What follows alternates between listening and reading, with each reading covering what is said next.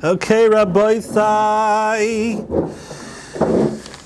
So you know the Gemara says, "B'makim shebal tshuva oimdim ein tzadikim gemur oimdim." The place where the Bal Tshuva stands, even the complete tzaddikim don't reach their level. And I think we are seeing a manifestation of this because all the tzaddikim gemurim are in Bein Hazmanim. All the yeshivas are out and are not learning and definitely not having organized classes. And over here, the Baal Tshuvas, they don't stop. They don't stop. I think it's a little bit of a failure on Ohr Somayach. You know, we're supposed to acculturate you guys to get into the Haredi community, but it seems like you're better than us. We can't even bring you lower. We can't bring you down to our level. You're higher than our level. So I want to thank Rabbi Shmuley Wakshal for inviting me here to address this elite group. And of course, he's my favorite nephew in Israel, at least. And so today we're going to talk about Tu B'Av. Now, when I walked in here, I saw that Rabbi tomorrow is going to be talking about Tu B'Av. But I got here first, and I feel I have a certain monopoly over Tu B'Av. I think that gives me a certain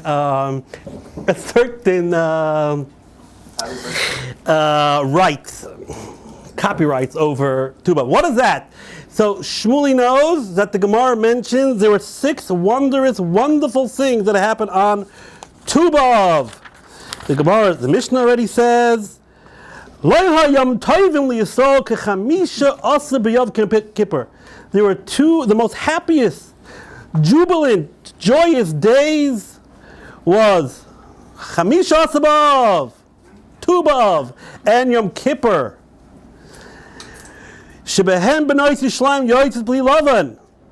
a custom that the women would go out wearing white, and basically they would be dancing in the krumim, and the boys would decide who they want to marry. Right? It's basically like speed dating over there. So we're not going to talk about that per se right now, but the Gemara says that 6 things happened on Tu B'Av, and this is why it is a most joyous day. Now, the Gemara seems to have missed out on one thing. That is, it is my birthday. My birthday is Tu B'Av this Friday, and all the presents, please give to Shmuley after the shir, and I'll be more than happy to accept any presents. Sign Matanas Yichya maybe, but I think for birthdays we could take an exception. So that's why I feel I have a monopoly. But it gets a lot more, it gets a little bit more deeper here. Because if we learn, I'm going to make a connection between my birthday and my wife's birthday. Me and my wife share a connection based on our birthdays, which is also apropos for Tu B'Av, because Tu B'Av is all about marriage also. It's Sadie Hawkins Day. Those of us who know what Sadie Hawkins are.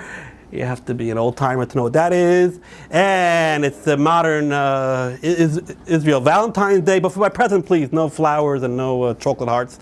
I'm not interested in that, you know. But be it as it may, what is the connection? Well, we do know that in the 4th century, basically 360, world Jewry is basically in a shambles. And Hillel, the great Hillel, decided to make a calendar, to create a calendar, a permanent calendar. Again, this is the year 359. According to the original plan, there was no set calendar. It was fluid because it was based on witnesses who would come to the high court, and they would testify about when they saw the new moon. But like I said, that in the 4th century already, things were dissipating fast. So Hillel Zaka, which is probably, if you want to know, like one of the most important enactments in all of Judaism is this. Hillel was prescient enough and the foresight to figure out we got to make a set calendar, or else it's not going to work out. London and France, everyone will be doing different dates. It'll be total chaos. Right? So he set a calendar. Now, based on the calendar he set, there are, in the end, we have here in Hilchot Rosh Chodesh, all different types of rules and regulations. And there are certain things that we can know, because it's a set calendar, there are certain things that we could know automatically. And here in the Shulchan Aruch, it brings down Simin Lekvias Me'adim. If you ever want to know what day will a Yom Tov fall out on, there's a certain type of code, certain type of sequence. This is based on the At-Bash code, right? This is, what is the At-Bash? It's not too complicated. We know there are 22 letters in the alphabet. And sometimes you want to write a code, you would, for Aleph, you would write Taf. For Beis, you would write Shin. For Gimel, you would write Resh, right? I wouldn't suggest you use this code if you're trying to send some very sensitive information, because it's not too hard to break this type of code, obviously. But this is found already, this At-Bash, right? What does really At-Bash mean? It's not a word. At means Aleph, Taf. Bash means Beis, Shin. Gimel, right? Gimel Resh is, right? It goes, and that's the sequence. So you'll have basically 11. Aleph, Taf, Beis, Shin. Where does this come from? Well, in Kabbalah it's used a lot, but it's actually already brought down in the Navi. Already in the Navi, we find this type of coding. We find it in 2 or 3 places in the Navi. One place is a famous story of Belshazzar. If you know the story, a hand came. Belshazzar was the king of Babylon, the last king of Babylon, if I'm not mistaken, and we know that he was desecrating the vessels of the Beis Hamikdash, very similar to what Achashverosh was doing, because it was over for the Jews. And out comes a hand from the Shemayim and writes a message on the wall, and they couldn't figure out what it was, and Daniel deciphered it based on this code of At-Bash. So this At-Bash thing is around a long, long time. The Gemara talks about it, the Navi talks about it. So what does this got to do with anything? So in the Shulchan Aruch, it gives us a code to remember when the Yotayvim fall out on, based on the week of Pesach, right? So let's go this way. At the first day of Pesach, when I say the first day of Pesach, I mean the day of the week. So if Pesach falls out on Sunday, which it actually, I think it did this year, Sunday, Aleph, Tough. You know Tisha B'Av is going to be on Sunday, right? What was Pesach this year? Shabbos or Sunday? Shabbos. So it works out, right? Also be messed up over here, right? Aleph, Shabbos was Pesach. When was this year Tisha B'Av? Really Shabbos, right? So it's Aleph, Tough. Beis, Shin. The second day of Pesach, again, the day of the week, is going to be the same day will be Shavuos. So if the second day of Pesach was Sunday, Shavuos, we know is going to be Sunday, right? Gimel Resh. If the third day of Pesach, the day of the week that it falls out on, let's say it was Monday, you know that Rosh Hashanah is going to be Monday. You know that, right? So if you're sitting at the Pesach Seder and like, oh, when's Rosh Hashanah going to be? You know, you just figure out the day of the week. That's the third day, right? That's Gimel Resh. Dalid Kuf. What is Dalid Kuf? So the fourth day of Pesach will be Kuf, which means Kriyas HaTorah, which alludes to Simchas Torah, because there's so much Kriyas HaTorah, right? We read, everyone gets Aliyah, so that's Dal Kuf. So the fourth day of Pesach, the day of the week, so let's say it was, what do we say? It'll be Tuesday. We know Simchas Torah is going to be Tuesday. Hey Sadi. What is that? The fifth day of Pesach. So let's say that's Wednesday. You know Yom Kippur is going to be on Wednesday. You know Yom Kippur is going to be on Wednesday. And the last one is Vav Pei. The sixth day of Pesach, the day of the week that it falls out, will be the same day of Purim. Okay? So this is open in the Shulchan Aruch, the most eminent codified law book. So you're sitting at your Pesach, you're at your Pesach Seder, you can figure out based on the week of Pesach, you can figure out what day the other Yom Tovim will fall out. Again, first day of Pesach, Tov. Tisha B'Av. Beis, second day of Pesach, Shin. Again, I'm talking about the day of the week. Shin is Shavuos. Gimel, Reish, Rosh Hashanah. Okay. Dalid, Kuf. That's when Dalid, the fourth day, is going to be Kriyas Torah. Hey, Sadi. Sadi stands for Som. Som means fast. Yom Kippur. Vav, Pei. Now again, this is only based on our set calendar. This was not the rule in the good old days when the calendar was more fluid, when it was based on the Eidim coming and we sanctified the months based on the Eidim. Okay, this is great. So what does it got to do with anything? Well, I'm sure you noticed, what about the seventh day of Pesach? The Shulchan Aruch here sort of leaves us hanging. It's a sequence. The first day of Pesach is parallel to this. It goes up to second, third, fourth, 5, 6th. What about the seventh day of Pesach? The seventh day of Pesach, the Shulchan Aruch does not say anything. Right? The Shulchan Aruch just goes from Al, At, Bash, Gar, Dak, Hatz, Vav. Vav. Oh.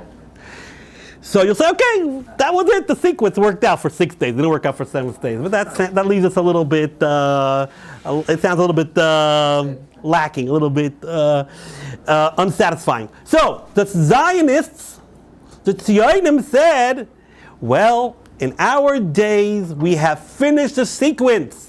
In the Mashiach is looming, and if you look at our calendar, always Yom HaEtzim, the day Israeli independence, is always going to be the seventh day of Pesach. Always. Wow. Always. So, meaning Zion is parallel to Ayin, right? That's the way it works in the alphabet. Zion is parallel to Ayin. So it comes out that it makes a lot of sense that the Shulchan Aruch doesn't finish. Because in the Shulchan Aruch days, in the 1500s, they didn't have Yom HaEtzim yet. They didn't have, right? They didn't have it yet. But the Zionists say this is a clear indication that the sequence was not finished, and now with the beginning of the Geula, however you want to call it, the beginning of redemption, the start of the redemption, however you want to look at it. Now the sequence is actually finished. So we get to the Zion to the Ayin. Zion is seventh day of Pesach. When was Yom HaEtzim this year? Friday. Friday was Yom HaEtzim this year. And when was the seventh day of Pesach this year? Friday. Right? Shabbat, Sunday, Monday, Tuesday, Wednesday, Thursday, Friday. Yes, it works out. Now, it just happens to be that the country itself does not celebrate Yom HaEtzim on Friday. They'll celebrate on Thursday because they don't want to get to Hillel Shabbos.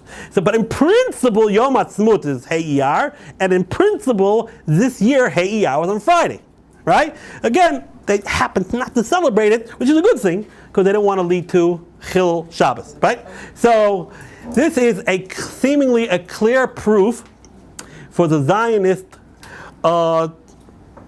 that clearly this is a clear sign from heaven that Yom HaEtzim should be celebrated. It's something to be celebrated, right?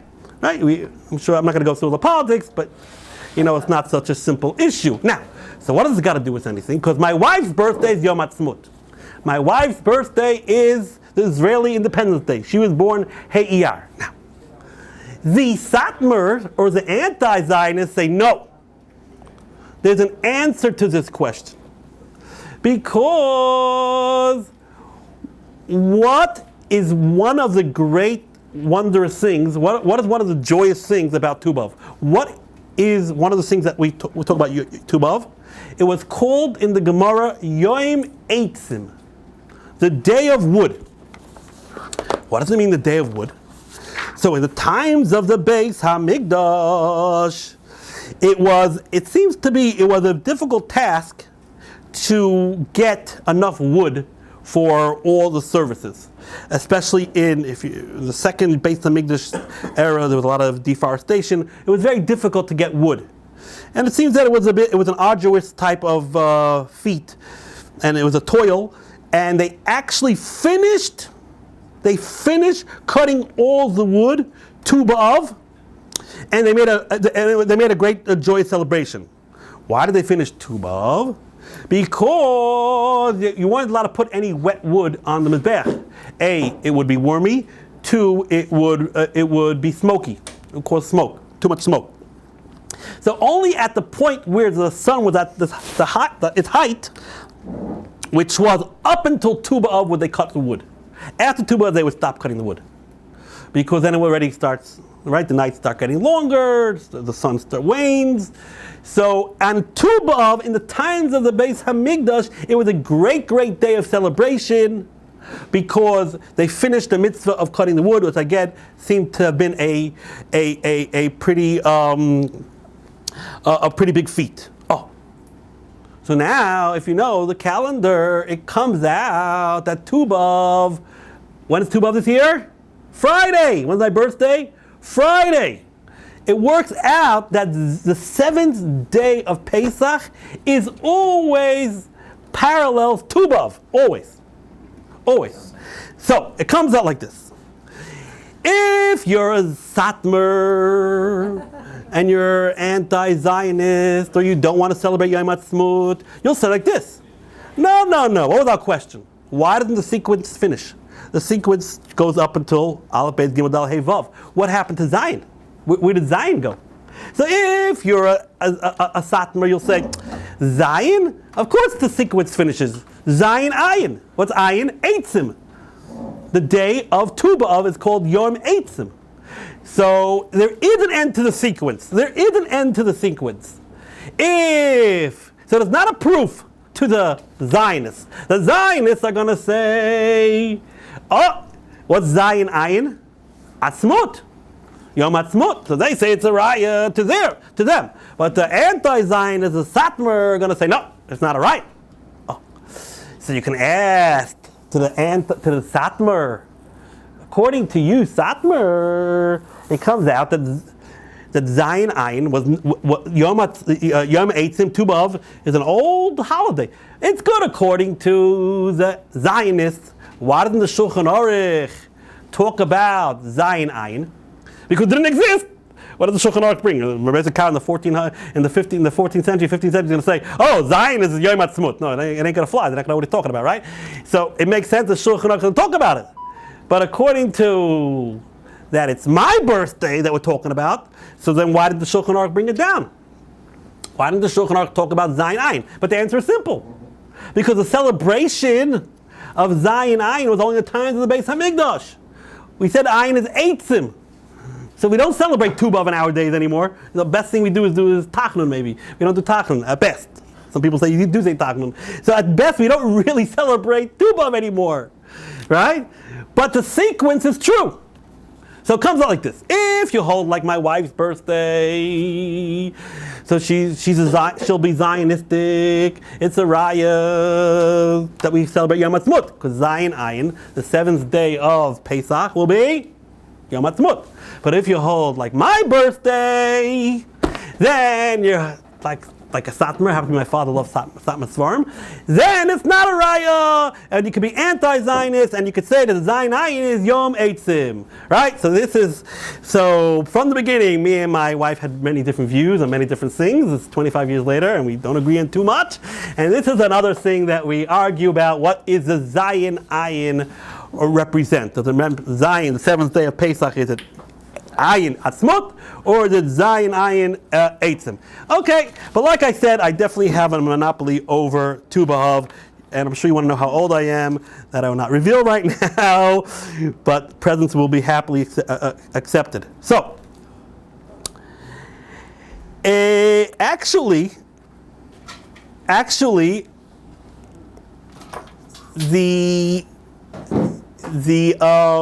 we're going to talk about it at the end of this year. I'll just already talk about it now. The Gemara says on Tu B'Av, they finished cutting the wood. And it was very, very joyous occasion. Very, very joyous. But then the Gemara continues and says, it was called Yom Taver Magal. That day of Tu B'Av was called Taver Magal. The day of the breaking of the axe, or the hoe, or the sickle. What does that mean, the day of the breaking of the hoe, of the axe?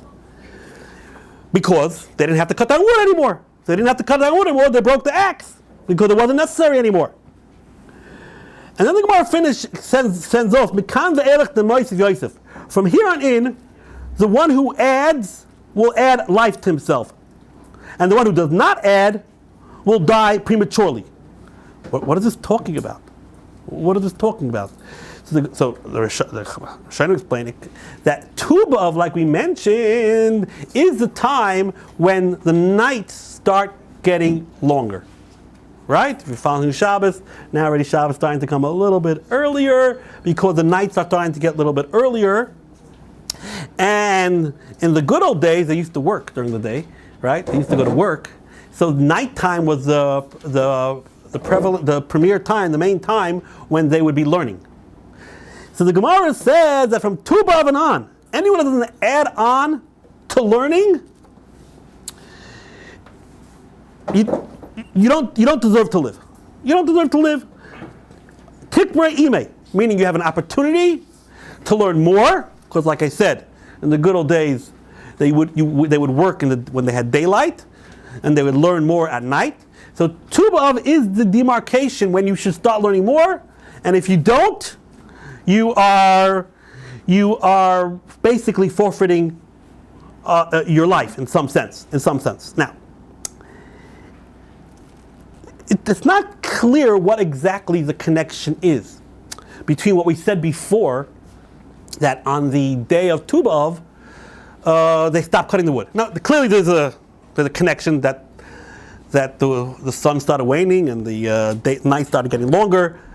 But some Rishonim explain that actually there is a connection. The reason why they were so happy that they finished cutting the wood was because it gave them more time to learn. Meaning a simple understanding, the Rashbam learns and Rashi, what were they happy when they finished cutting the wood? Because they were successful, like I said, in this, it seems to be a difficult endeavor to find enough wood. That's what they were happy about. That's what they were happy about. But based on the context of the Gemara, it seems, that's what the Rabbi Gershom actually learns, you know what they were happy about? They were happy that they didn't have to go out and cut wood anymore, and they had more time to learn. This is what they were happy about. Yeah, that's what he says over here. That's what he says over here. Oh, so this is like really, that's what they were so happy about. I mean, first of all, how many people were cutting the wood? And how long did it take to cut the wood? And cutting the wood was a mitzvah.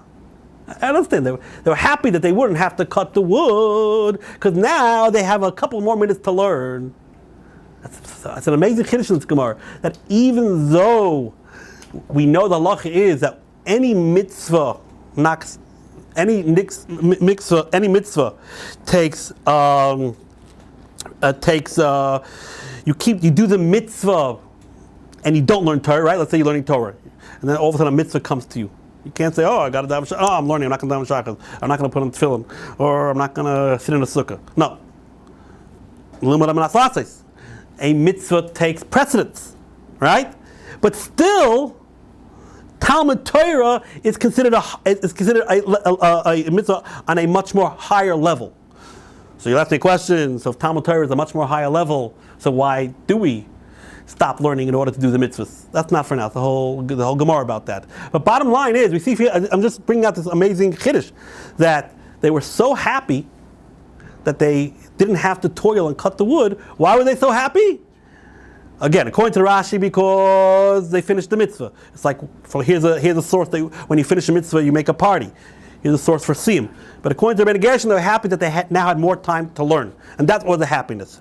Why am I talking about this? Because when I was in 12th grade, so I'm an American. You may not have picked it up from my accent, but I am an American. And in America, unlike this country, they actually learn secular studies up until the 12th grade, up until you're 18 years old. And we took regions. So basically in high school, half a day we would learn Torah, and half a day we did secular studies. So, and then once you're 18, so it worked out. I learned in a yeshiva called Chaim Berlin. Basically, it was 3.5 years. We were precocious, we were a little bit smarter, and we got out by 3.5 years. We did all the regions, we did all the state tests. So I still remember until this day, my menahel, his name was Rabbi Chaim Siegel, who I found him as a real source of inspiration, and he's not around anymore, but I was very, very close to him, and I really feel he affected my life positively. After 3.5 years, they would do a big, huge party because we finished secular studies, and now we could spend our time only on learning Torah, right? Maybe you'll go to college eventually, but definitely there was a year or two that was going to be set aside just for learning Torah, and we had this big, big party, and everyone would take a pencil. Everyone would take a pencil, and they would break the pencil, and they would scream out, Yom Tov Magel, the day of the breaking of the axe. That was the ceremony that we had in Chaim Berlin. So it was reminiscent of this Gemara that they were so happy to finally only have all their time dedicated to learning Torah. So reminiscent of when in Tu B'Av they would break the axe in order to show their happiness, and now they could only learn Torah. In Chaim Berlin, after 3.5 years of secular study, when I was 18 years old, they would make this whole ceremony. Everyone would take a pencil and they would break it to show that now we have more time to spend and learn Torah. So, what else is Tu B'Av about? We spoke about my birthday, we talked about my wife's birthday, but for some reason or other, the censor took out from the Gemara my birthday, so that wasn't mentioned at all. So what is Tu B'Av about that we're so happy? So the Gemara says there were 6 things that happened on Tu B'Av. I don't know if we'll get through all of them.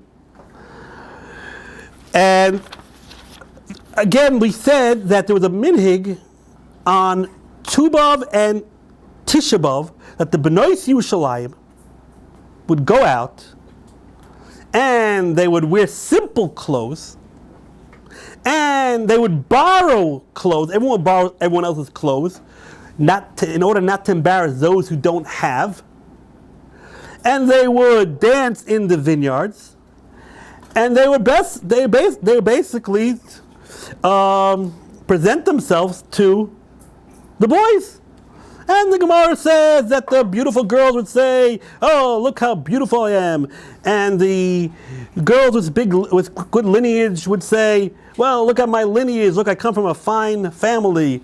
And the girls who had nothing and who were ugly would say, "Well," they would say, "You know what? We're also worthwhile, and just make sure if you marry us, you give us some gold. Make sure you dress us up properly," right? That's what the Gemara said. Would sheker chen vehevel yofi? We're also worth something.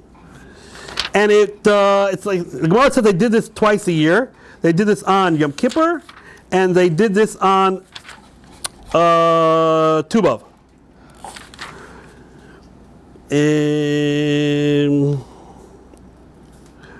Yeah. Right. So the ugly ones would say, "Well, the main purpose of the women are to have children." You know, and then the ugly ones said, "Take us l'shem shemayim. Take us l'shem shemayim." Right? Just marry us l'shem shemayim. Be nice guys, even though we don't have money, we don't have yichus, and we're a little bit homely. Take us anyway. Right? So, and then the Gemara says. So first of all, this is astounding. This is just astounding. It says they did this on Yom Kippur. Why did they do this on Yom Kippur? Why in the world did they do this on Yom Kippur? First of all, in our days, can you imagine that?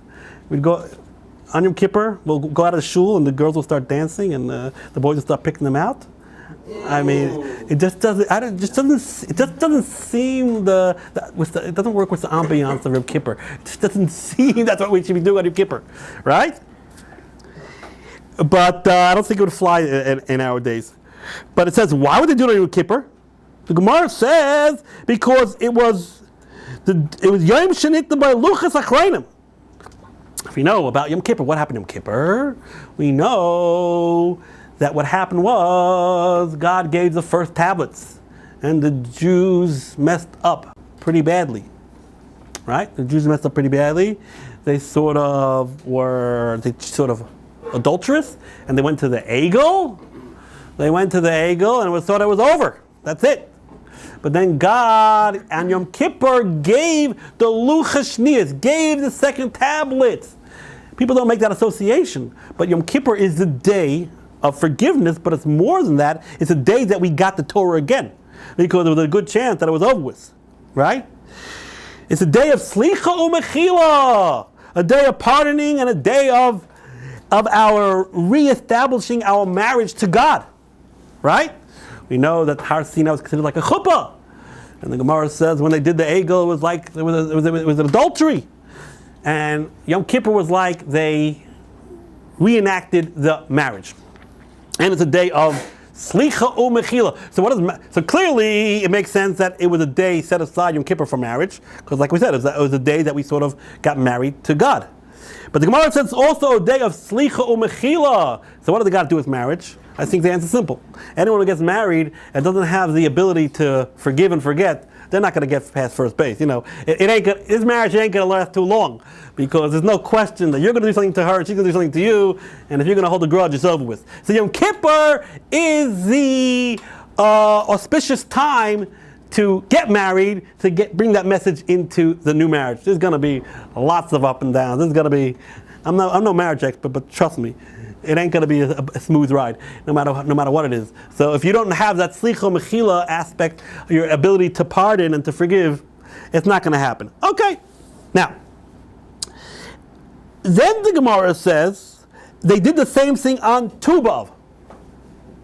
So in Tu B'Av, the Gemara says the girls would do the same thing. By the way, I just want to get things clear.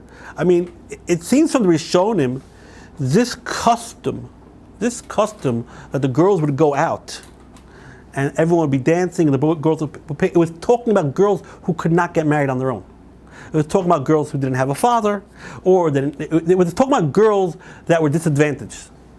So it's actually I don't know if you know, the Shidduch crisis, right? The Shidduch crisis. So it seems that they had a Shidduch crisis in the good old days too also. But they had this ceremony to allow girls who could not get married to present themselves, and in my mind it sounds a little bit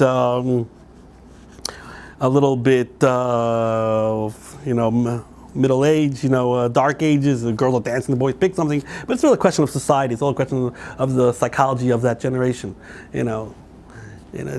We can't use our Western minds and say, "Oh, this sounds barbarous. This sounds barbaric." This sounds it's ridiculous. It's all just based on the way people view things. So be it as it may.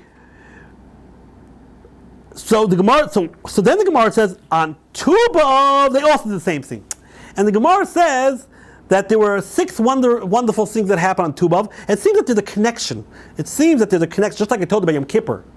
Why is it that the girls did this ceremony? I explained to you that Yom Kippur represents our marriage to God, and I said Yom Kippur represents Slicha, forgiving, and I said marriage has a lot to do with forgiving. Oh, by the way, some explain, we know that the day that you get married, all your averos are you get forgiven for all your averos. You're pardoned. You get a pardon for all your averos. The day you get married, it's like you're reborn. That's an open Gemara, right? The day that you get married, that's why you fast on the day you get married. It's considered like you're reborn, and you start over with a new slate. So that also makes sense that on Yom Kippur, which is also a day of starting anew, and you get forgiven. So that day was earmarked to be a day of marriage. Is it a Gemara in Kedushin, the one that says about marriage, or where is this Gemara?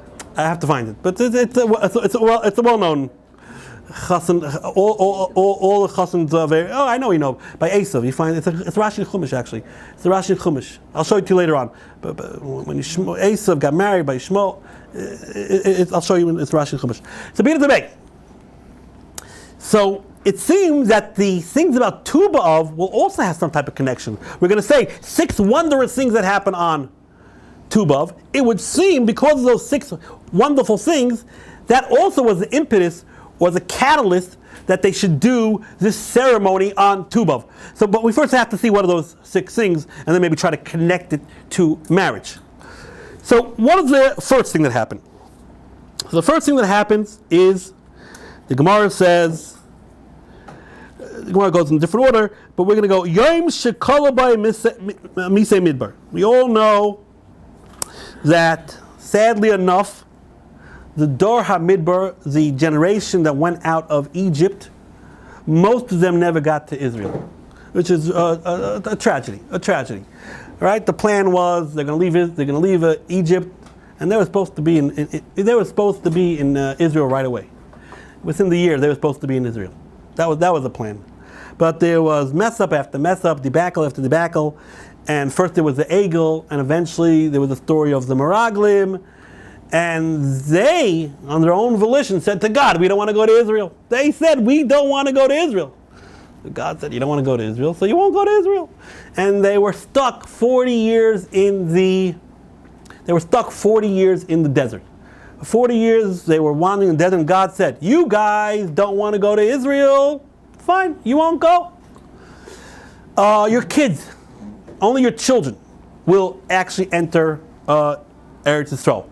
And God said, I'll keep you guys alive for 40 years, because basically the decree was on from anyone who was 20. Anyone who was 20 at the time, we'll see soon at which time, but basically anyone who was 20 at the time of the Meraglim, so 20 you've become of age, and you can make rational decisions.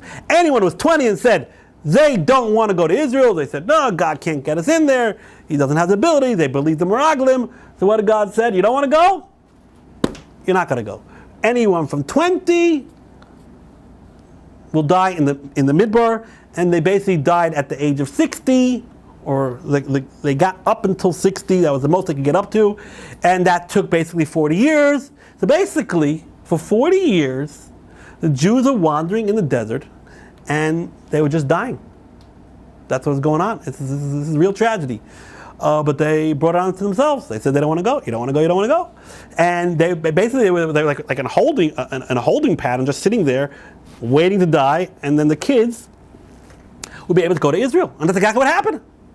They sat there for 40 years, and in the last 40th year, the Chumash says openly, everyone died. Everyone died from the generation that went out of Egypt, meaning anyone who was over 20. And that year, also, our 3 great leaders died. They all died the same year. Miriam died Yud Nisan, Aaron died Rosh Chodesh Av, and Moshe died Adar. It was all the same year. And the children actually went into Eretz Yisrael. Okay. So the Gemara says that what happened on Tu B'Av was the day that the Mesei Midbar died. Meaning on Tu B'Av was the day that the decree was completed. So we're talking about Tu B'Av of the 40th year, right?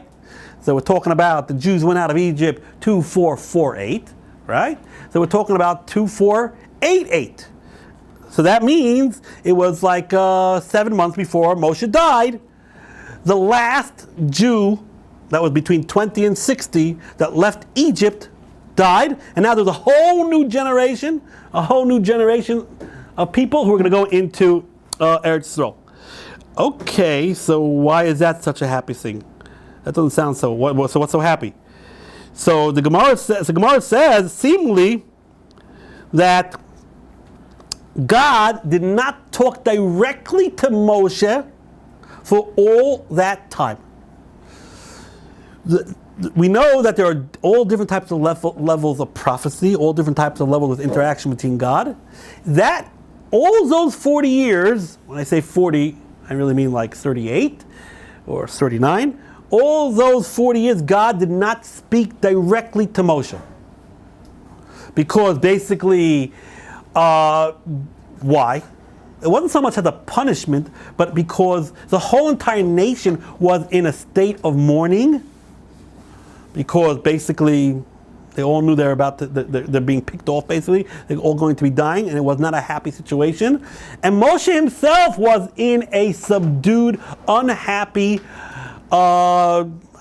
despondent, but it was a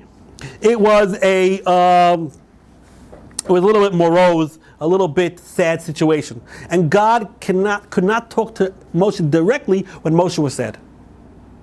But after everyone died, it says in the pasuk, "Vayihi kasher kol anshe mecham lemus, vayidaber Hashem elai." And it was when all of the generation died, the generation that went out of Egypt died, and vayidaber Hashem elai, God spoke to me. And the Mefarshim explain, God didn't speak all 38 years? Of course he spoke to him. But it means, based on the word elai, or based on the juxtaposition, that now God spoke to Moshe on the highest level. We know that there are different levels of nevuah. There's something called a murky nevuah, something called a clear nevuah, a spakaya de me'ira, spakaya de loy me'ira. There's something called God talking to Moses, panim al panim, and that actually did not happen for all 38, 39 years, and that was rejuvenated at the 40th year. Hence, this is what the great simcha of Tu B'Av is. This is what the great simcha of Tu B'Av is. Now, According to this, it makes a lot of sense that it has to do with marriage. Because, we said, on Yom Kippur, God's relationship with the Jews is sort of like a man-wife type of relationship. And all these 38 years, God was not talking to Moses, who represented the Jews. It's sort of like a little bit like a silent treatment over there, right? Again, they were talking, but it wasn't the way it was supposed to be. The panim wasn't intimate. And on Tu B'Av, that intimacy was reignited.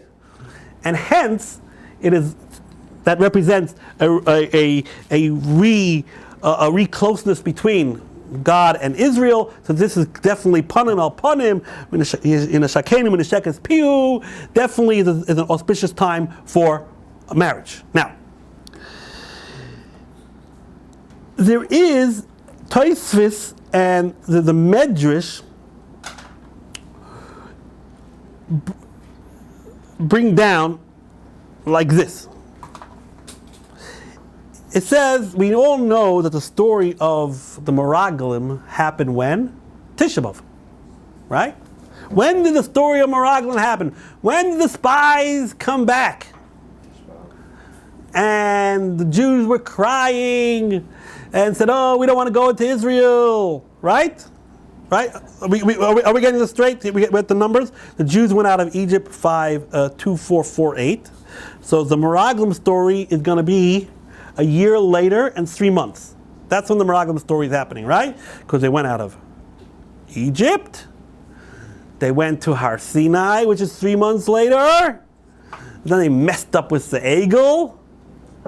So they had to build a Mishkan that was basically, that took up another year. Tammuz, they said, okay, we're going to Israel. They send up the Meraglim. So a year and a half later, from when they went out of Egypt, is when the Meraglim story happens. And sadly enough, like the Gemara frame says, on Tisha B'Av they came back and they gave the Lashon Hara, they slandered, they defamed Israel, and everyone started crying, and God was not happy. He said, "You're crying for naught, b'chiyah shel chinam." I'll give you a reason to cry, right? I'll give you a reason to cry. So that happened when? On Tisha B'Av. And on Tisha B'Av, God said, "You're all not going to Israel. Anyone who's 20 and up is not going to Israel." So the Medrash Eicha brings, and the Yeshalmi brings, that what happened was, every Tisha B'Av, all the Jews would dig graves. And they would go to sleep in the graves. We'll talk about the Jews in the Midbar. And the next morning, Yud B'Av, they would wake up, and 15,000 would not wake up, right? Because if you have 600,000 Jews that have to die, basically, so what's 40 into 600? 15,000. Now, I don't want to get involved in computations. If we were mathematicians, it doesn't really work out, because it wasn't 40. We'll see soon, it was really 38. because this is already the first year. The story of the Meraglim happened the second Tisha B'Av, and seemingly wasn't implemented until the third Tisha B'Av. So you have to figure out the numbers exactly. We're not going to do this right now, but to make life simply, it's 40 into 600,000 is 15,000. So every year they would sleep in their graves, and 15,000 wouldn't wake up. 15,000 wouldn't wake up. Okay. The question was, why did they have to make their own graves? I mean, let them go to sleep in their bed, and whoever don't wake up. Why are they digging their own graves? There are different answers given. Maybe it was like a sort of sense of preparing, that they know they're going to die. If you know you're going to die, it's a sort of type of preparation to do tshuva. Some say because the Jews, what was their mainstay? What did they eat in the Midbar? Man, but they also mainly they ate basar. What meat did they eat? They eat meat from the Mishkan. So if that was their mainstay, that they ate meat from the Mishkan, they couldn't be tummy. They didn't want to get tummy because you can't eat, right? In our days, you're allowed to eat meat anywhere. But if you learn the Chumash, it's quite explicit that in the Midbar they couldn't just eat meat. Any meat had to be brought as a sacrifice to the Mishkan.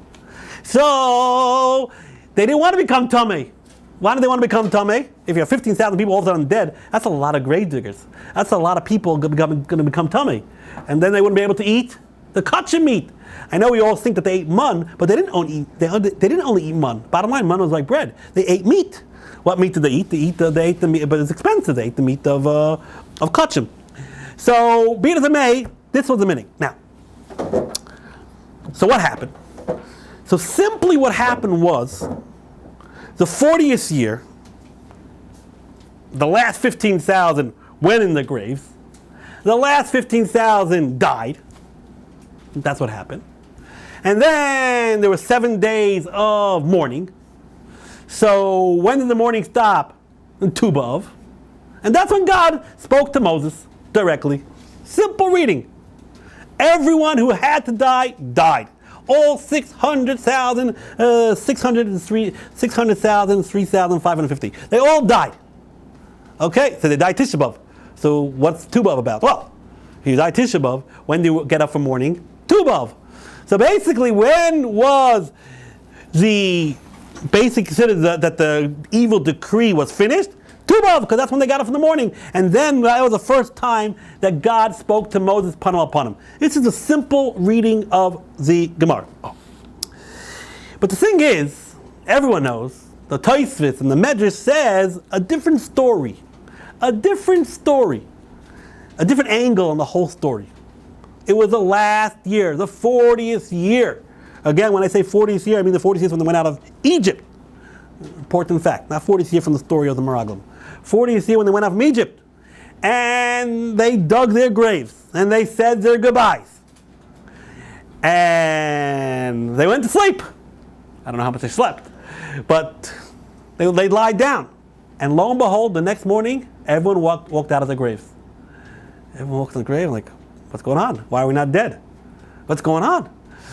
So they said, must have been, we messed up the calendar. They didn't have their smartphone. This is a calendar. Everyone knows the date. It reminds me. I once went to the Interior Ministry. You go to get a student visa, whatever. So the yeshiva bach in front of me, and he comes over to me and says, "What's the day?" Because he had to fill out the day. I say, it's whatever. It's the 23rd. A couple minutes later, what months are we in? Like, are you serious? Yeah, I'm yeshiva, I don't know. Right? I said, you know what year we're in? Yeah, that much I know. So yeshiva, they were in the midbar, they didn't know. So maybe they got up. So they went to, the next day they went into the grave. And you know what happened? The next day everyone woke up again. They did it for 4, 5, 6 days. And what's going on? Why are we not dying? Until they saw the full moon, and I said, what's it? It can't be Tisha B'Av anymore.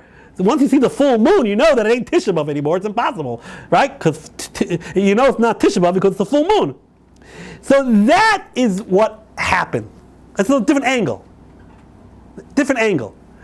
They thought they were going to die. and they didn't die.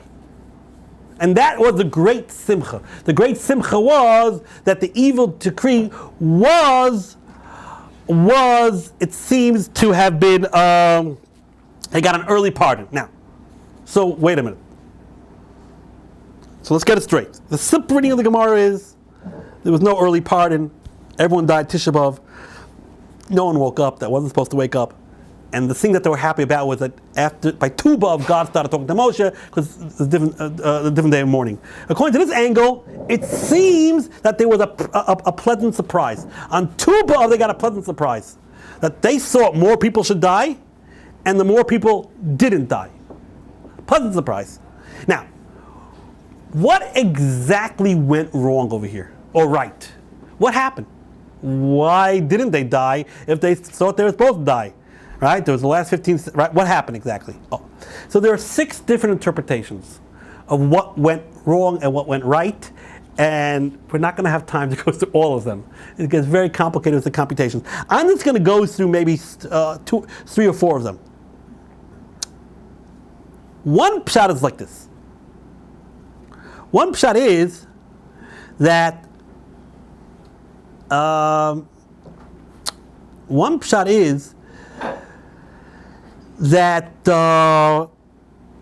God gave a decree like this. God said that, Rabbi said, anyone 20 years old has to die. Anyone who is 20 years old from the time of the Meraglim has to die. Because you are 20 years old, that's already considered an age that you make rational decisions, you take responsibility. And since that's so, and you said you don't want to go to Eretz Yisrael, but 20 years old, what does that mean, 20 years old exactly? Does that mean what we call exactly 20? Does it mean anything? Let's say you're 20 in 1 month, 20 in 2 months. Let's say 20 in 3 months. 20 years old can mean any time in the 20th year. So it wasn't so clear, what does that mean, 20? Let's say a guy, what we would call 20 in 3 months. Yeah, but he is 20 years old in 3 months. But maybe 20 means 20 years old in 6 months, 20 years old in 9 months. So it wasn't so clear who God decreed on. Who was considered 20 years old? So the last 15,000 were actually these 20 years old that they was liminal. They were exactly in their 20th year when the Meraglim happened. So Tosfos says like this. So was they included in the original decree, or were they not included in the original decree? Well, Tosfos says something fascinating. He says it's up to interpretation. Meaning, Tosfos says, how many years was the Jews in Egypt? God said you got to be 400 years. Clearly, they were there 400 years. Yeah, but they weren't there in 400 years. How many years were they in Egypt? 210. So how did they end? Wait a minute. God said 400. So Tosfos says, well, when God said that they'll be enslaved or they'll be in a foreign land for 400 years, when does that count? Yitzchak, the son of Abraham, he was in a foreign land. He didn't own Israel. He didn't have his own sovereignty. So when does the 400 years start? So seemingly you would say the 400 years start from when they went into Egypt, when Yaakov went down to Egypt with his sons. But maybe the pasuk leads to interpretation. Maybe when God said, your child will be in a strange land for 400 years, maybe that means Yitzchak. Because bottom line is, he didn't have any sovereignty over the land he lived in. He was an alien. He wasn't considered part of the culture. So Tosfos says, so what's right? Tosfos says they're both right. You could read 400 years from when they actually went into Egypt, or you could read 400 years from when Yitzchak was born. They're both right, because there's place for maneuvering. So sometimes God says something that can be interpreted different ways. And the truth is they're both right. And God later on will decide how to interpret it. Later on we knew that the Jews were in a bad situation. They had to get out of Egypt. So Rabbi said, you know what I said when I said 400 years? I meant from when Yitzchak was born. Because bottom line, he was considered in a strange land too, which is a stretch. Because it means Yitzchak was a strange land. He was in Israel. He was a landowner. Yeah, but bottom line is, he was like an alien. He was like a foreigner. So it says twice the same way here too. When God said the year 20, you could read it exactly 20. You could read it 20 in 3 months, 20 in 5 months, 20 in 6 months, because 20 can mean anything, right? Someone says you're 20. You don't say, what are you, 20 in 5 months, 6 months? You don't know exactly. So the word 20 is ambiguous. So it comes out like this. The last year, when the last 15,000 went in, they thought they were going to die. Because these were the people who were exactly 20 when the Meraglim happened. And the truth is, they could have died.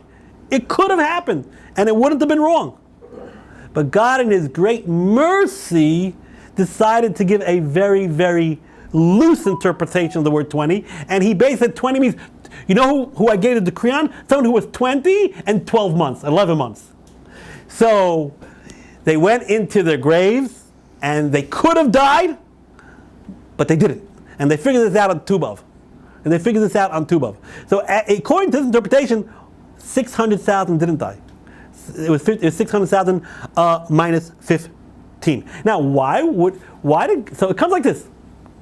God would have been right to let them die. God would be right now. Why do you think they were saved? Why do you think they were saved? If we're saying there are different interpretations, God could have interpreted two ways. He could have interpreted 20 means 20 or means 20 in 11 months. Oh, I think the answer is simple. I think there are two answers. One is, everyone else, every single year, everyone made their graves, and no one knew exactly who's going to get up and who's not going to get up. It was like 15,000 weren't going to wake up. So I'm sure they said their prayers, I'm sure they did tshuva, but I'm sure they had a little bit of hope. But the last 15,000, when they went into their graves, they knew that they're not waking up tomorrow morning. That was it. That was it. Because they didn't know that they didn't know that you could interpret the Pesukim differently. They didn't know that. They didn't realize that 20 can mean 20 and 7 months, 20 and 8 months, and it happens to be when they were by the Meraglim, they didn't know that. So when they went to sleep that last night, you could bet your bottom dollar. There ain't no atheist in a foxhole. You could bet your bottom dollar they were in a foxhole and they were davening and begging and did tshuva on the highest level. So clearly, since they did such a high level tshuva, because they knew there was no chance, so clearly that is why God said, you guys, I'm going to give a more lenient interpretation of what to decree on. And I'll say it wasn't on someone who was exactly 20, it was on someone who was 20 and 11 months. Right? So this is very joyous. So it comes out like this. According to this, Tubav, the joyousness has nothing to do with that God spoke to Moshe again. It could be that too. It has to do with that 15,000 people who thought that they were going to die at the end remained alive. Okay, that's one interpretation. The Tosfos over there says other interpretations, but we'll leave that for now. Now, bottom line is, there could be another reason why these people who were supposed to die didn't die, because it's really not fair. It comes out that for 40 years they had the ignominy, or I would say the terror, of making a grave and waking up. It must have been a pretty traumatic experience, right? It must have been a pretty traumatic experience for 40 years to sit there and make a grave and wake up the next morning, right? It must have been a harrowing experience. So I think God said, you know what? It's not fair. You guys for 40 years have been doing this. You deserve a break. You deserve a dispensation. You deserve that you don't have to die. Because it's like you died. It's like you died. For 40 years making a grave, So that would be another reason why the Rebbeinu Shalom would give a loose interpretation. Now, I haven't said even a tenth of what I wanted to say here. I just want to end off that according to this, we have an understanding of this week's parsha. Ve'eschanan el Hashem be'ez hahi leimar. That's this week's parsha, my bar mitzvah parsha. Ve'eschanan el Hashem be'ez hahi leimar. Hashem Elokim. Right? I remember that because my bar mitzvah parsha. You know, I'm 46 years old. You know, if I can have a student in my class for a year, I won't remember his name, but someone that I met, my bar mitzvah parsha, can remember the whole thing. Or a guy from my kindergarten class, remember his name in a minute. Right? So I got the bar mitzvah parsha here. That's Chanan el Hashem be'esa hi leimor, and we all know that Moshe pleaded. He stormed the gates of heaven and said, God, let me go to Israel. I want to go to Israel. We don't know, he said, let me go in as a rabbit. Let me go in. Just let me go in. Just let me go in. What does it mean, be'esa hi? Ve'es Chanan el Hashem be'esa. At that time, which time exactly? Now we know that the Eschanan, the Medrash says that he davened 515 tefillos. How many tefillos did Moshe daven? The Eschanan, which is the gematria of 515. Right. He davened 515 tefillos. That's what the Medrash says. He davened 515. Right? Eschanan, 100. Right? Is 515. So also tefillah happens to be gematria 515. If you all know the famous sefer Megala Amukis. Megala Amukis was written by Rav Nosson Shapiro, who lived in the times of the Bach, a great Mekubal, an amazing Talmid Chacham and all, and one of the superstars of Klal Yisrael. And he wrote a book called Megala Amukis, and the point of the book was to explain all 515 tefillahs. What were the 515 prayers that Moshe did? And a lot of them are very Kabbalistic, a lot of them are very lumdish, very pilpul, and he actually only got up until 252. He didn't finish the Sefer, he got up to 252, and then he died.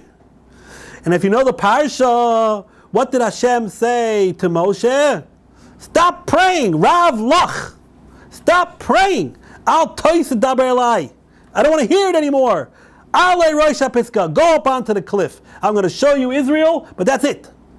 What's the gematria of Lav Loch? 252. It says that the day the Megala Amukis was writing his book, and all of a sudden he heard a voice from heaven. 252. Rav Loch, you're not finishing your book anymore. You're only getting up to 252, which is gematria Rav Loch, which means enough. And Ale Rosh HaPisgah, you're going up to heaven, you go up to the summit, and he died. So this book is readily available. I don't think ArtScroll has I don't think it's an ArtScroll form yet, but it's a great sefer. So the Megala Amukis goes through all five. At least he gets up to 252. The tefillahs. Now, where does the 515 number come from? Well, the gematria of Eschanan is 515, but based on this Gemara, the Pnei Yeshua has a whole cheshbon. Right? Be'esa hi leimar. When did Moses stop praying? When did Moses stop praying? Tu b'av. Why? Because God started talking to him intimately again. So Moses says, whoa, look what's going on over here. I conquered Ever Yarden, I conquered Sichon, I conquered Og. God is talking to me again. Let me try my luck and let me try to get into Israel proper. So when did he start? Tu b'av. Okay. So, Tu b'av, when did Moses died? Zayin Adar. Now, how many days is it from Tu b'av to Zayin Adar? You don't know. 252. No. 200. Why? Because it's very simple. There's 6 months. There's 6 months, which is going to be 177 days, because some months are 22, sometimes are 29, sometimes are 30. 6 months, right? You got the Elul, Tishrei up until Adar, and then you have another 23 days, because you have 15 of Av and 7 of Adar, right? What's 177 plus 23? 200. 200 days. Now, so how many tefillahs do you have in 200 days? 600, right? 3 times, you daven 3 times a day. 3 times a day. So you have how many? 600. 600 tefillahs. Now we know that you do not make personal requests on Shabbos. No personal requests on Shabbos. And Moshe wanted to go to Israel, he knew he couldn't be the leader. That wasn't the issue. He wanted to go as a personal favor. How many Shabbosim are there in 200 days? So what's 7 into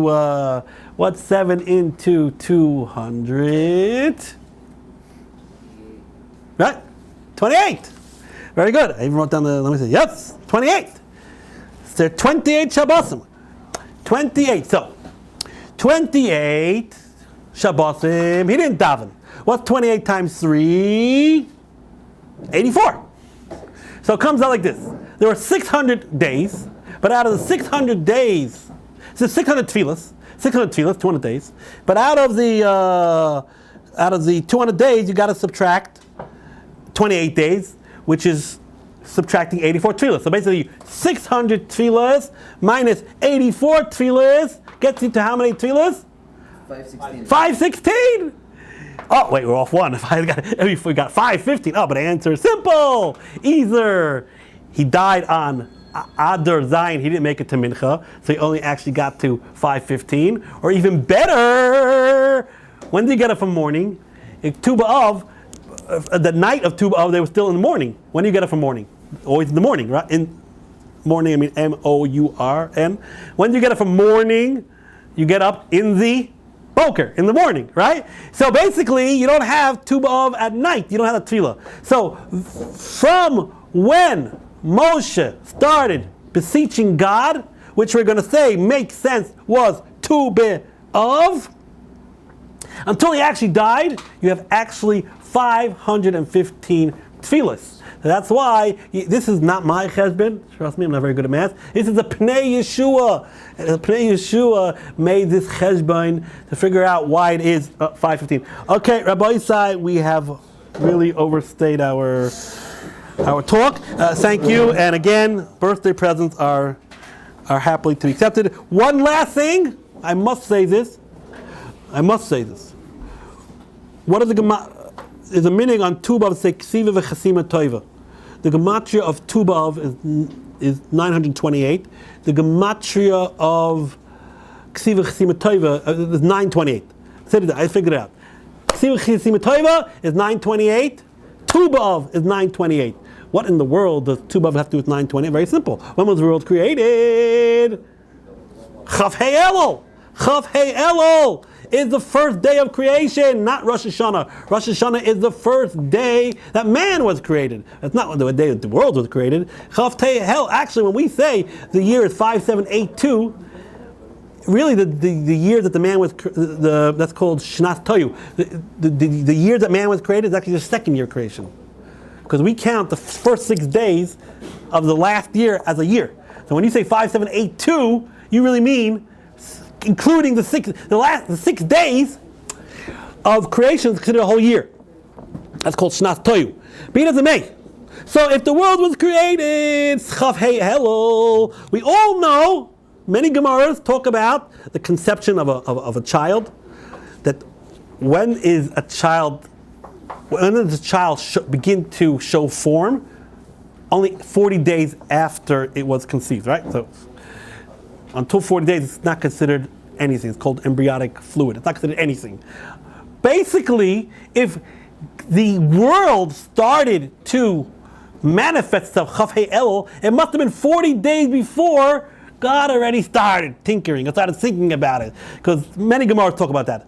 And 40 days before Yisir Savlad, Yotze, Bas Kol, Bas Ploini, Leploini, right? We all know the Gemara. But we're talking about marriage over here. So it comes out, when's 40 days before the first day of creation? Tu B'Av. It comes out 40 days. Tu B'Av is 40 days before Chav Hei Elul. So it is a minig about Klal Yisrael to say on Tu B'Av Ksiva Chasima Toiva, a good Geben Shar, because this is Tu B'Av is like the beginning of the creation, and the gematria of Tu B'Av and Ksiva Chasima Toiva are both 928. Okay, Rabbi Isai.